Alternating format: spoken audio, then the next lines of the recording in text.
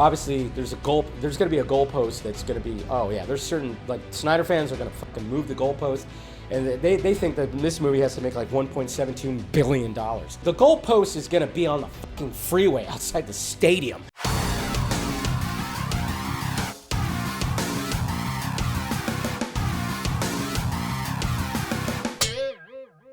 We have James Gunn right here that's basically going like, okay, yeah, when it comes to the box office, everybody's talking about this much and blah, blah, blah, blah, blah, blah, blah, you know, because everybody focuses on box office 100%. But this is what he had to say right here. This is not the riskiest endeavor in the world. Is there something writing on it? Yeah, but it's not as big as people make it out to be. They hear these numbers that the movie's only going to be successful if it makes $700 million or something, and it's just not complete, and it's just complete and utter nonsense. It doesn't need to be as big of a situation as people are saying. Well, it kind of does, Jimmy Guns, but also it doesn't. And let me explain, because we've talked about this. We talked about this on the Vox stream. You guys, I mean, everybody's, of course, obviously there's going to be a goalpost that's going to be, oh yeah, there's certain, like, Snyder fans are going to fucking move the goalpost, and they think that this movie has to make like $1.72 billion. The goalpost is going to be on the fucking freeway outside the stadium. They said now that the reported budget is like $200 million. Obviously it was 225. I don't know what the fuck it is, but again,